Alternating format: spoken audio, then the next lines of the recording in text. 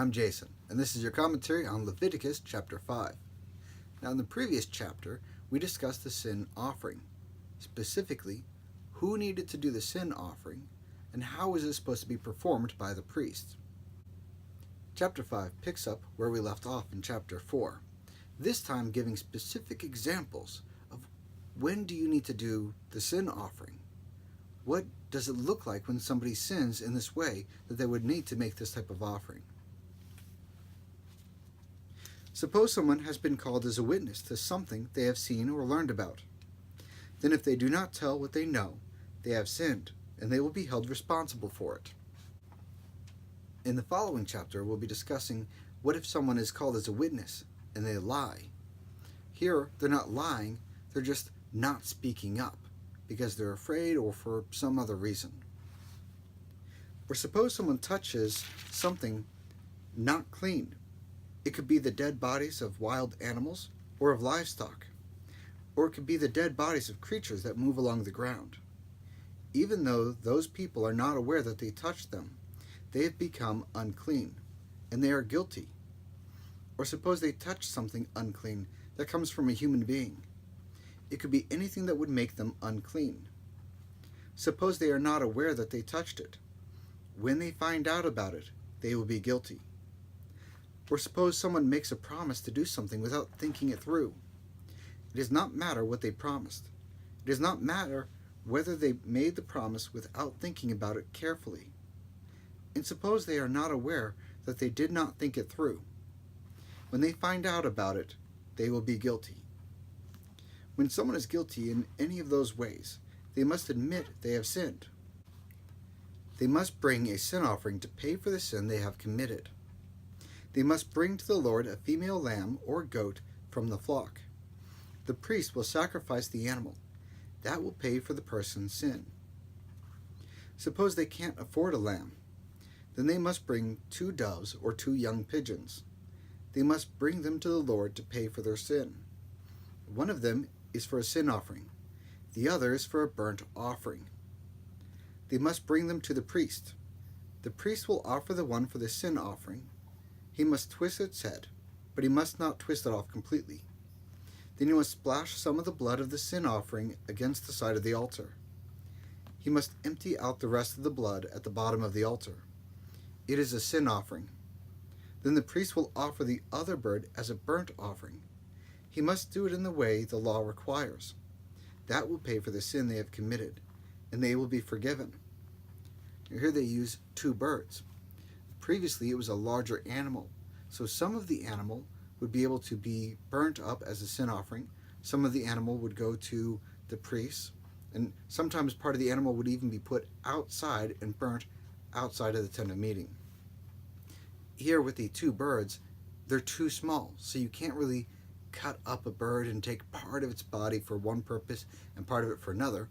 So God allows you just to use 2 and have each one for its own purpose.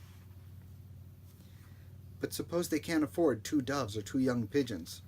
Then they must bring 3.5 pounds of the finest flour as an offering for their sin. It is a sin offering. They must not put olive oil or incense on it. That is because it is a sin offering. They must bring it to the priest. The priest must take a handful of it. He must burn that part on the altar. It will be a reminder that all good things come from the Lord. The priest must burn it on top of the food offering presented to the Lord. It is a sin offering. In that way, the priest will pay for any of the sins they have committed, and they will be forgiven. The rest of the offering will belong to the priest. It is the same as in the case of the grain offering. Now, God here is giving them a chance to provide whatever they can afford. He's not going to set something where some people wouldn't be able to give it. Not everyone can afford a lamb or a goat. Not everyone could afford 2 pigeons or 2 doves. So whatever they could afford, God wanted them to be able to bring it to him. The Lord spoke to Moses. He said, "Suppose someone is unfaithful to me and sins, and they do it without meaning to. Here's how they sin against me or my priests. They refuse to give the priest one of the holy things set apart for them. Then they must bring me a ram from the flock. It must not have any flaws. It must be worth the required amount of silver. The silver must be weighed out in keeping with the standard weights that are used in the sacred tent. The ram is a guilt offering. It will pay for their sin. They must also pay for the holy thing they refused to give.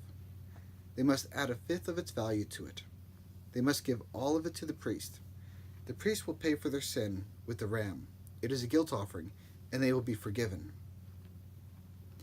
This part says, if the priest didn't receive what they were supposed to get, then the person who did not give the priest what they were supposed to must bring a ram, the original amount that they were supposed to give him, as well as an added fifth. The priests, they didn't have any other occupation.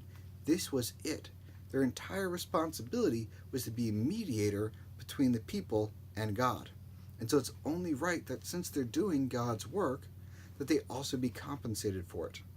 Since they didn't have other occupations, their ability to provide for themselves and their own family came from the grain offering, from some of the meat used in the sacrifices. This was really supposed to be to provide for them and their families as well. Suppose someone sins by doing something I command them not to do. Even though they do not know it, they are guilty. They will be held responsible for it.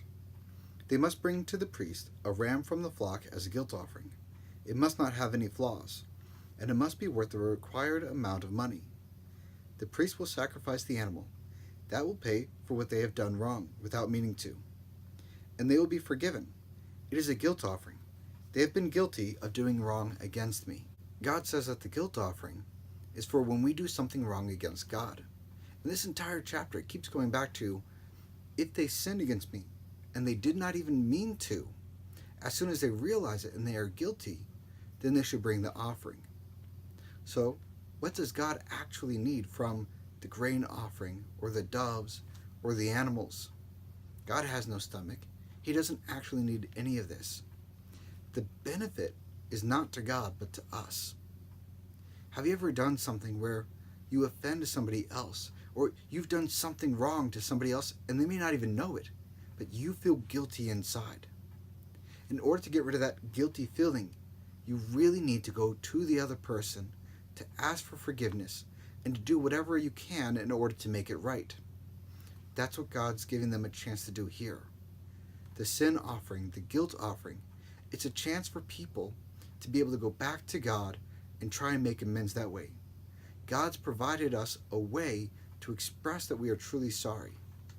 This is why He requires a sacrifice. And the sacrifice is whatever we can afford. So it was the animals, whether it was the full lamb or the birds or the flour. God's only asking of us enough for us to be able to feel like we truly are repenting and we do want to give back to God something in order to make amends for it. Well, that's it for commentary on Leviticus chapter 5. Thank you so much for joining me, and I'll see you guys next time.